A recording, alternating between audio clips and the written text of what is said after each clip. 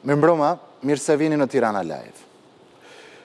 Kolegji zgjedhor u mbyll derën ankesave të kandidatëve të Berishës. Trupa gjykuese pushon çështjen e Ilir Ali Mehmetit dhe Aulon Kalas që kërkonin rinumërimin e votave të tyre në zgjedhjet e 11 majit. Kolegju argumentoi se kandidatët nuk legjitimohen si palë, duke e krijuar kështu një precedent për ankimime të njëjta edhe nga kandidatë të tjerë të Berishës.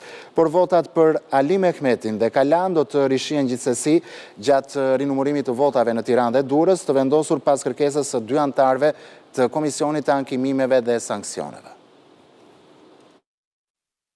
Loja e doktorëve mbaroi, kolegji zgjedhor pushoi çështjen e pretendimeve të kandidatit demokrat Ilir Ali Mehmeti për rinumërim në Tiranë. Kërkesa e tij nuk u legjitimua. Përfaqësuesi i tij ligjor, avokati Igli Gërdupi, pretendoi se nenet 124 dhe 145 të kodit zgjedhor, që parashikojnë ankimimin vetëm nga subjektet politike, diskriminojnë kandidatët e pambështetur nga partitë dhe janë kundër kushtetutës. Por me këtë vendim, kolegji zgjedhor lë në fuqi vendimin e Komisionit të Ankesave, që po ashtu vendosi të mos pranoj kërkesën e Ali Mehmetit për rinumërim në Tiranë. Kolegji zgjedhor pushoi çështjen edhe për Aulon Kalan. Kërkesën e kishte bërë me vullën e Partisë Balli Kombëtar Demokrat, por nuk u legjitimua. Kështu bien shpresat edhe të kandidatëve të tjerë, por rinumërimi në Tiranë, Fier dhe Durrës do të ndodhë, sepse 2 anëtarët e PD-s në KAS morën vendim me të gjitha gjasat me direktivë të Sali Berishës. Në këto ditë të vështira, doktorit të madh me sa duket I duhet të ulë temperaturat e larta, përveç vapës edhe të rebelizmit të tij në PD. Komisioni Qendror I Zgjedhjeve nuk do ta paguajë kompaninë postare që shpërndau votat në diasporë sipas marrëveshjes lidhur për 9.2 milion euro. Celibashi refuzon të japë të gjitha parat dhe thotë se DL do të paguhet mbi bazën e faturave të detajuara për çdo shtet. Komisioni Qendror Zgjedhor kërkon nga DL firmat e çdo emigrantit të cilit I është dorëzuar vota. Pas mbështetjes së dhënë Partisë Demokratike me bllokimin disa ditor të votave të Greqisë, Celibashi duket se me këtë veprim po I bën Berishës një tjetër shërbim.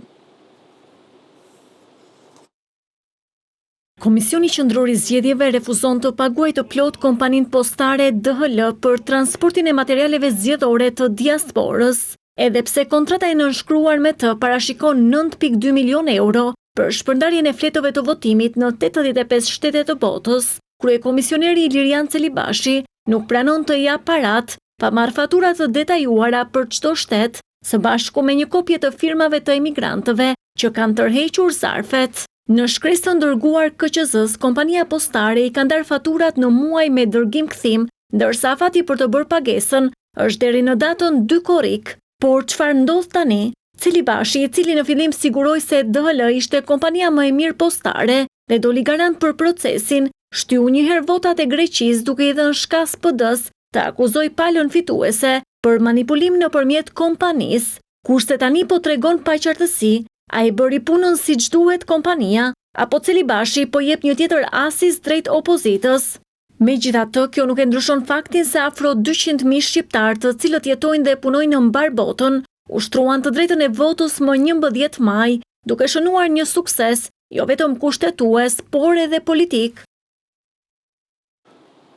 Ndajem bashkë thuajse në çdo gjë, por për pagat e gjyqtarëve Berisha mendon si Rama. Doktori thotë se ata nuk duhet të kërkojnë rritje roge pasi paguen më shumë se kolegët e tyre në Ballkan. Sipas Berishës, shumë prej magjistratëve marrin rishfete të majme për vendimet që japin, por thotë se brenda sistemit të drejtësisë ka edhe gjyqtarë të ndershëm. Zgjedhjet e 11 majit mbaruan dhe ashtu si para, edhe pas, Berisha dhe Rama bashkohen në një pikë, drejtësia. Pas kryeministrit, edhe doktori mendon se gjyqtarët nuk kanë të drejtë të kërkojnë rritje pagash për veten. Se prokurorët dhe gjykatët në Shqipëri, po prokurorët paguhen më shumë se çdo gjykat dhe prokuror në të gjithë gatishullit e Ballkanit dhe bas me disa vende të Europës. Nuk ka gjë më absurde dhe kjo vetëm sa u ka rritur Oreksi. Por ka një dallim, kryeministri ka hallin e hierarkisë brenda sistemit, kurse doktori të rishfetërisë jashtë, madje ai pranon se në kohën kur ishte kryeministër, rishfeti ishte problemi I madh, vetëm se tani sipas tij, gjyqtarët e prokurorët kanë rritur pjacën. Ka qenë një periudhë kur nuk e mohoj, Komisioni Europian në një raport investigativ i akuzon 150.000 euro për një transferim, 200 dhe 300.000 euro për një emrim në Tiranë. Natyrisht unë kërkova që ta publikonin, se erdhen me pyetën mua. Zoti kryeministër, ta publikojmë këtë raport me njëherë, i thash. Ata nuk e publikuan. Sot ju garantoj që shifrat krahasuar me atë kohë janë 2 apo 3 fishuar. Sa dha poja Altin Troplinit për të mos arrestuar. Por të garantoj që poja Altin Troplinit mund t'i jepte edhe 20 milion euro pa asnjë lloj dhimbje koke. Por doktori e pranon se ka dhe burra e gra të ndeshme në sistemin e drejtësisë, dje me vajza të pastër. Në ditën e fundit të këtij qershori të nxehtë, Berisha nis gjyqin për dosjen Partizani. Kryesuese e trupës do të jetë Elsa Ulliri, kushërira e parë e kandidates së Berishës, Andja Ullirit, dhe me sa duket, para drejtësisë, doktori ndihet mirë mes ullinjve.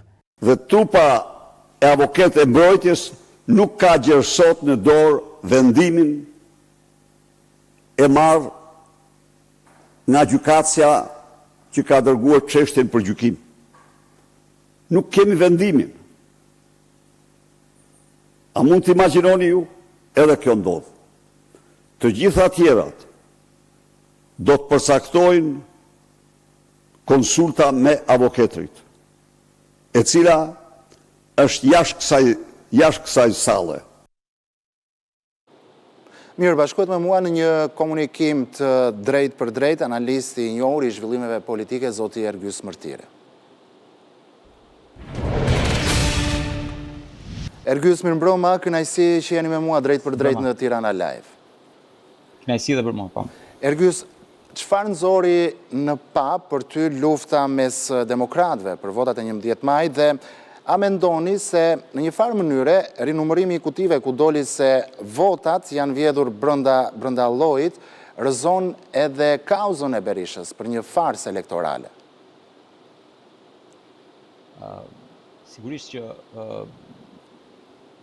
rinumërimi të paktën aq sa është bërë deri tani nxorri atë të cilës i druheshim apo të cilën edhe kemi thënë më parë që do dalë që në të njëjtën mënyrë siç pretendohet që votat janë vjedh ose janë inxhinieruar të paktën, sepse votat nuk besoj që partive ju vidhen në përkuti, sepse të gjithë ose paktën 2 partitë të mëdha kanë numërues në tavolina dhe është çik vështirë që të bëhet kjo, por duke qenë se kandidatët individual nuk kanë numërues në tavolina, ata nuk e kanë të garantuar votën. Kështu që vjedhja më e madhe e votës në numërim është bërë brenda partive. Pra,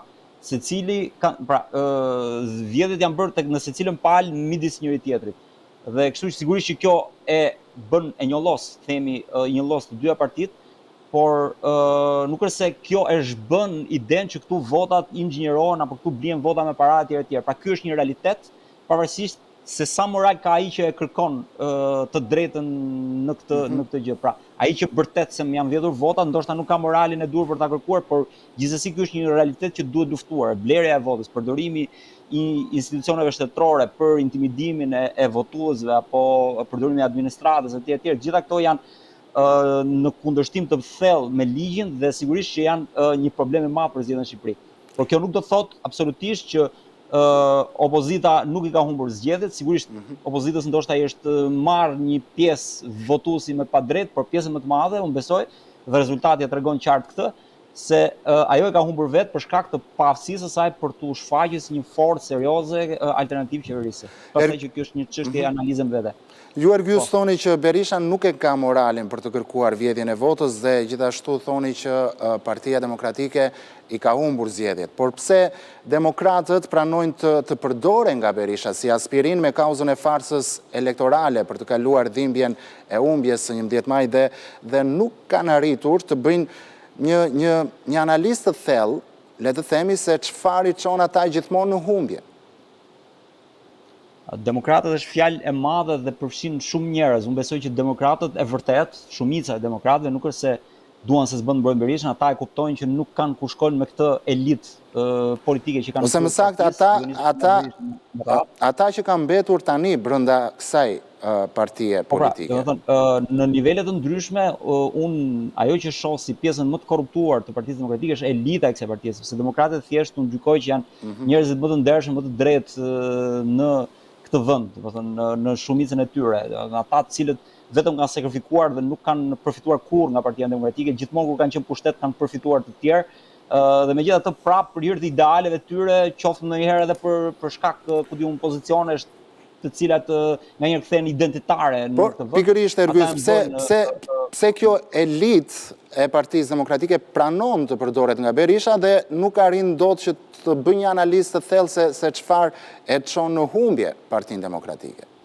Sepse ka një gjë, pjesa më e madhe e elitës së Partisë Demokratike është aty në sajt të Sali Berishës. Pra është ai i cili i ka mbajtur aty, është ai që ju ka dhënë karriget që gëzojnë, është ai që ju ka dhënë sidomos ata që janë bërë tashmë, pra kanë fituar mandatin e deputetit dhe për 4 vitet e radhës, ja njohin këto merit vetëm Sali Berishës dhe ata janë aty në sajt të aksioneve që kanë tek Sali Berisha, jo në sajt të aksioneve që ata kanë në elektoratin shqiptar, sepse shumica prej tyre nuk kanë kurfar aksioni jashtë shërbimeve që bëjnë ndaj liderit tyre. Për këtë arsye, ata nuk intereson absolutisht as të mundin Ramën, as të çojnë në fitore Partinë Demokratike, por intereson të ruajnë të ngrohtë karriken e tyre që i mbanë në parlament apo në parti. Dhe këtë mund ta garantojnë vetëm duke i vazhduar të shërbejnë atij i cili ja u ka dhënë këtë. Dhe kjo vjen për shkak se ata janë themi njerëz pa kredenciale politike, sepse nëse do kishin kredenciale individuale, ata do t'i mbronin këto kredenciale dhe këto kredenciale nuk mbrohen duke shërbyer liderit, por duke i shërbyer të vërtetës, duke i shërbyer kauzës që ata pretendojnë se përfaqësojnë. Por duke qenë se ata nuk i kanë këto kredenciale, ata janë të varur nga lideri dhe janë peng i liderit, dhe ata janë të detyruar t'i bëjnë temena liderit dhe në çdo moment janë të detyruar të nxjerrin thojnë ndaj kudo i cili cënon liderin. Kjo është problemi në Shqipëri dhe prandaj realiteti politik në të vend është bërë i tillë ku sundon kulti i individit, ku sundon pushteti i njëshit dhe ku nuk ka demokraci dhe përpasoj nuk ka jetë normale politike dhe përpasoj nuk ka jetë normale shoqërore, sepse politika ka uzurpuar dhe themi ka shkatruar gjithçka, do të thënë në çdo fushë pak a shumë. Dhe duke ndjekur logjikën tuaj Ergys, me Berishën dije se çfarë ndodh me Partinë Demokratike, fiton gjithmonë Rama, dhe kur them Berisha kam parasysh edhe të gjithë këtë elitë të Partisë Demokratike që ti po flet, por a e ka fuqin kjo forcë politike të ringrihet pas Berishës me këto personazhe politike që ndodhen aktualisht në këtë forcë politike? Dikush, për shembull, do thoshte që edhe pas Berishës, vendime do i marrë Shkëlzeni apo Argita. Ju si mendoni? Po, kur themi Berisha, nuk është të thënë që Berisha tjetë një person, as ndoshta edhe thjesht fëmijët e tij. Berisha përfaqëson një klan. Pra, nuk është një person, por është një grup njerëzish me të cilët Berisha ka punuar, ka qeverisur për vite me radhë. Dhe ky grup pastaj shtrihet deri në gjithë elitën e Partisë Demokratike. Pra me këta njerëz dhe jo më kot ajo parti ka për 35 vitesh që ka të njëjtat elita dhe nuk reformohet, nuk ndryshon, nuk ka prodhuar asgjë të re. Problemi është i vërtet që këtu Berisha çfarë ka bërë, duke instaluar njerëz pa kredenciale politike, ai ka prodhuar një parti e cila është në kushte të tilla që pa qenë ai nuk bëhet më. Pra vdes partia. Dhe kjo është fatkeqësi e madhe, kjo parti e cila bën këtë nuk është më parti. Kjo është thjesht një grup njerëzish, një turm njerëzish të pa orientim, pa strukturë, pa ide, pa asgjë, të varur nga një person i vetëm dhe e destinuar të shkojnë nga pas në varrin e vet politik deri në fund. Megjithatë unë besoj që përtej elitës baza e partisë siç thash është e shëndetshme dhe aty ka sigurisht njerëz të cilët duan vërtetën, kanë kauza reale dhe vërtet duan që kjo parti të ndryshojë. Mbetet vetëm që nga ajo parti të dalin individ që të kenë kurajon ta përfaqësojnë këtë klasë votuesish apo këtë klasë demokratësh, këtë grup këtë masë demokratësh dhe ta shndrojnë këtë aspirat të këtyre demokratëve në një aksion politik për të ndryshuar Partinë Demokratike. Pa këtë gjë ajo parti do jetë destinuar të vdes. Ka dy mënyra të vdekjes politike të kësaj partie, ose menjëherë nëse Berisha ikën dhe lë pas vetëm djerrin, shkatrin, minon gjithë partinë, ose tjetrën në mënyrë të ngadaltë, duke mbajtur Berishën aty dhe duke zgjatur për vite me radhë. Kjo është skenari më i keq, sepse sa më gjatë që të vazhdojë ky skenar, aq më vonë do jetë lindja një opozite të re e cila mund ta mundë Ramën. Në këto kushte, zgjatja e agonisë është thjesht zgjatje e jetës në pushtet të kësaj qeverie të korruptuar që kemi aktualisht. Po çfarë duhet të ndodhë sipas mendimit tuaj?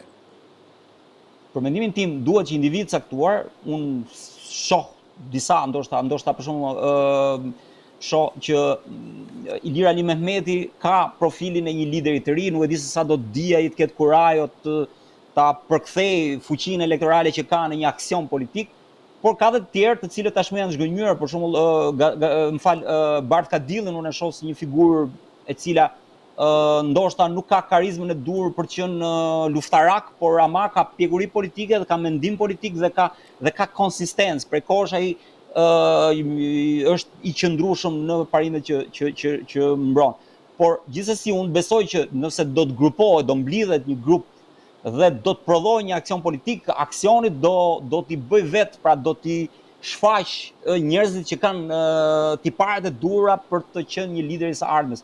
Nga ana sociologjike ka teoricien si Max Weber për shembull që thotë lideri nuk është se ka diçka të lindur brenda vetes. Sigurisht ka disa aftësi që ekzistojnë tek disa persona dhe jo tek disa të tjerë, por tiparet e linderit kultivohen në beteja dhe betejat që mund prodhohet në atë parti do të nxjerrin, mendoj unë, edhe figurat të cilat e kanë indin apo atë ADN-n e liderit dhe do të mund ta prodhojnë një person i cili mund të akumulojë të gjithë themi fuqinë e atyre asaj mase demokratësh të cilët kërkojnë se s'bën ndryshim.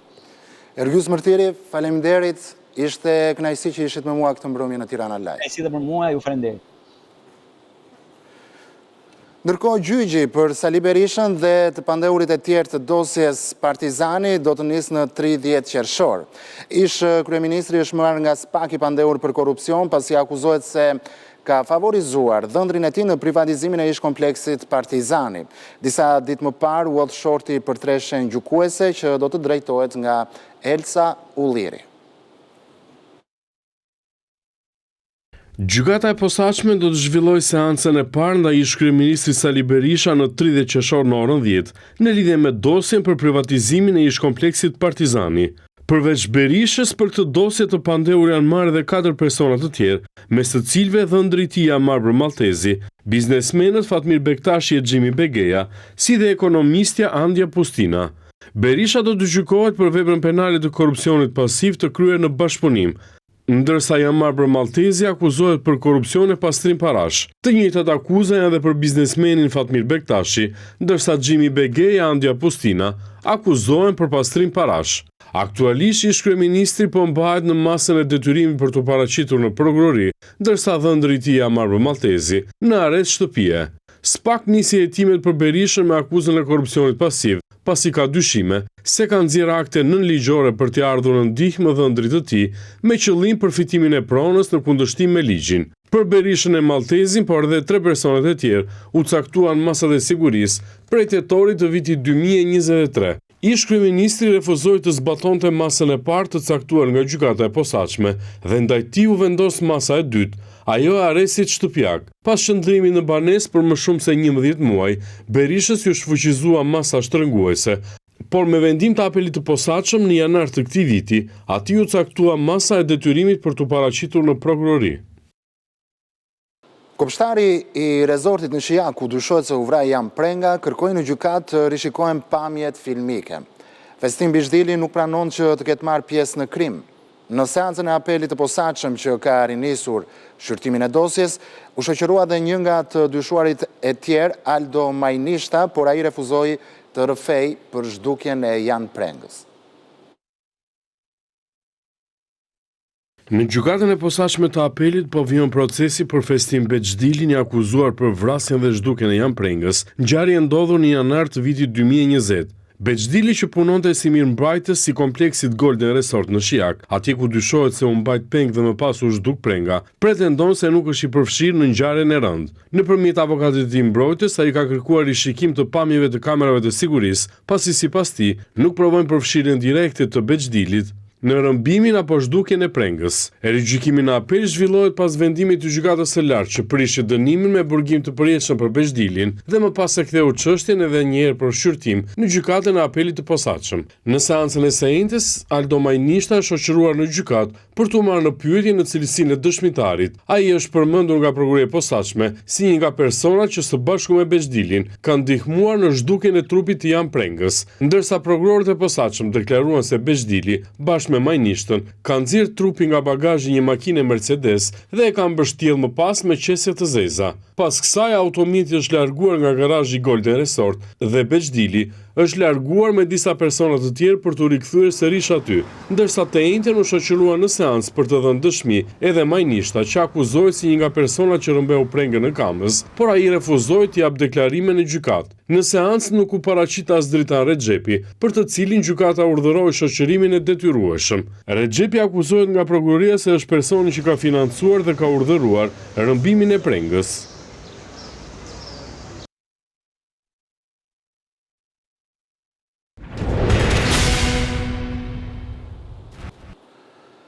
Doganat janë një shtyllëkyçe drejt Unionit Doganor dhe integrimit në Bashkimin Evropian dhe sipas zëvendës kryeministres Belinda Balluku, fokusi mbetet te masat konkrete për të lehtësuar tregtinë për bizneset, por edhe thjeshtimin e tyre përmes proceseve digjitale. Balluku tha se mbyllja e negociatave brenda vitit 2027 është një objektiv ambicioz i qeverisë shqiptare. Synimi për mbylljen e negociatave brenda vitit 2027 është një qëllim ambicioz.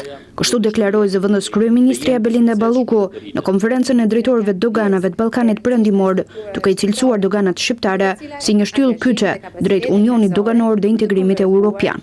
Ajo ndal të hapat konkret për lehtësimin e bizneseve dhe tregtisë mes vendeve. Objektivat strategjike politike të Komitetit Politik Evropian të mbajtur në Tiranë në 16 maj pasohen në këtë takim të nivelit të lartë mes drejtuesve teknik të autoriteteve doganore të rajonit dhe të Bashkimit Evropian për të vendosur kolonat e Bashkimit Doganor me fokus tek siguria, lehtësimi i tregtisë së lishme dhe integrimi ekonomik drejt tregut të përbashkët evropian. Bashkimi Evropian është më afër se kurrë dhe është fat të jesh në kohën e dur dhe në vendin e dur të këtij rrugtimi të doganave shqiptare drejt Unionit Doganor Evropian. Ndërsa u ndal tek politikat e zgjerimit Bashkimit Evropian, zëvendës kryeministrja Balluku tha se antarësimi në Union u krijon mundësinë vendeve të nxjerrin në pa vlerat dhe potencialin e tyre. Të jemi më afër se kurrë këtij kalimi të portës së mbyllur dikur, por që tashmë është gjysmë e hapur dhe besojmë shumë në të gjithë angazhimin që administrata shqiptare ka për të plotësuar kushtet e këtij antarësimi, por edhe në vullnetin politik të vendeve anëtare të Bashkimit Evropian për të na mirëpritur në atë tryezë të shumë nderuar për të gjithë shqiptarët. Shqipëria është gati për hapjen e negociatave për grup kapitullin e 4 që përfshin një sër fushash të rëndësishme si transporti, energjia, bujqësia dhe mbrojtja e mjedisit. Partia Socialiste feston sot ditëlindjen e 34, ndërsa 12 viteve të fundit socialistët janë në pushtet. Në mandatin e sapo fituar, i 4 në radhë, fokusi do të jetë tek integrimi evropian i premtuar për t'u arritur para vitit 2030. Në Selin Roz sot nuk do të ketë fest, ndërsa Rama uroi në rrjetet sociale. Kjo ditëlindje 34 i gjen socialistët në pushtet prej 12 vitesh, ndërsa më 11 maj, qytetarët shqiptari besuan kësaj force politike drejtimin e vendit edhe për 4 vitet e ardhshme, duke i dhënë 83 ulse në Kuvendin e ri, i cili do të konstituohet në muajin shtator. Urimin për kontribuesit ndër vite, Edi Rama zgjodhi ta bëjë në rrjetet sociale. Kryesocialisti e cilësoi historik rezultatin e zgjedhjeve dhe tashmë prioritet është përmbushja e premtimit ndaj qytetarëve, antarësim në familjen europiane. Me këtë simbol të flamurit të socialistëve progresistëve shqiptar që në këtë 34 vjetor të velvitjes së tij është ngjitur më lart se asnjëherë fal 856.177 zemrave, të cilat u bën bashkë për Shqipërinë 2030 në Bashkimin Evropian, ju uroj gëzuar ditëlindjen e Partisë Socialiste të gjithë anëtarëve dhe anëtareve të familjes sonë të madhe politike, si dhe një ditë të mbar të gjithë të tjerëve pa përjashtim. Rezultati i 11 majit i mundëson Edi Ramës dhe shumicës parlamentare të çojë përpara ligje që kërkojnë shumicë të cilësuar apo ndryshime kushtetuese, pa patur nevojë të bëjë negociata me Sali Berishën, të cilët në këto zgjedhje nuk morën më shumë se 50 mandate bashkë me aleatët. Ndaj tani është koha për punë dhe jo për fest. Këtë të njëjtë nuk do të ketë asnjë organizim në Selin Ros, por socialistët do të mblidhen javën e ardhshme më 19 qershor, ditë në të cilën do të ngresë siparin edhe Akademia Politike. Kjo platformë do të shërbejë për të përgatitur deputetët, të cilët do të hyjnë për herë të parë në kuvent. Ata do të marrin leksione nga veteranët e PS për funksionimin e parlamentit, marrëdhëniet ndërkombëtare dhe vizionin e Partisë Socialiste për 2030-ën.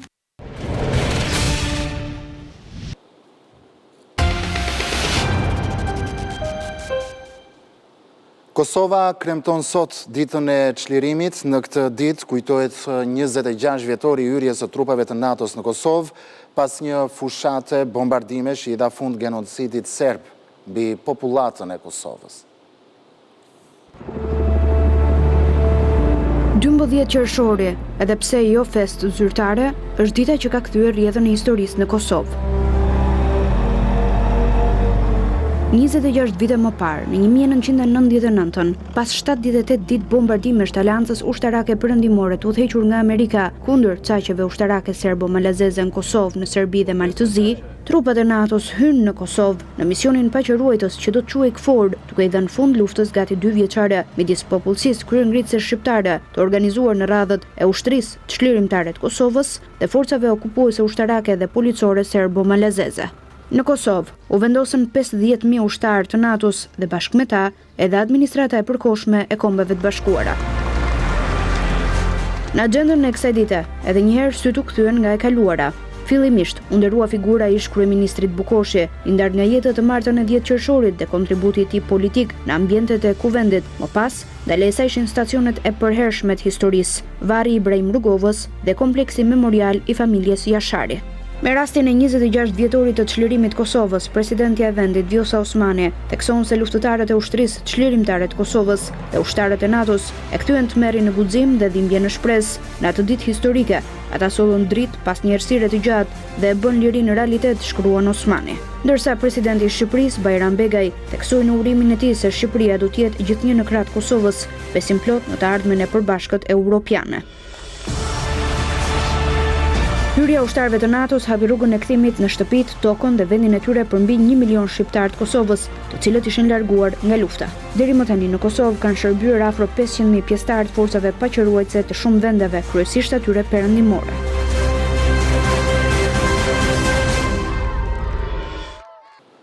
Biznesmeni Shkëlqim Devolli u takua në Londër me drejtorin dhe kryetarin e bordit të CNN, Mark Thompson. Ata zyrtarizuan partneritetin për hapjen e D1 CNN në Kosovë. Thompson përgëzoi ekipin e Devolli Corporation për hapjen e televizionit të ri të lajmeve për Kosovën dhe premtoi se CNN do të mbështesë partnerët e tyre kosovar në çdo kohë.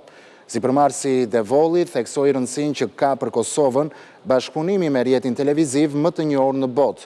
D1 CNN tashmë ka filluar të rekrutojë stafin për hapjen e kanalit të lajmeve, i cili do të lançohet shumë shpejt.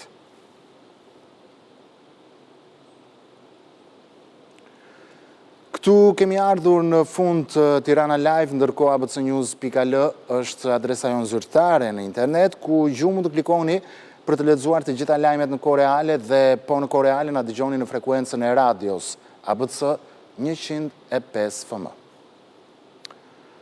Juli Krisafi vjen pas pak me edicionin qendror të lajmeve. Ju ftoj ta ndiqni.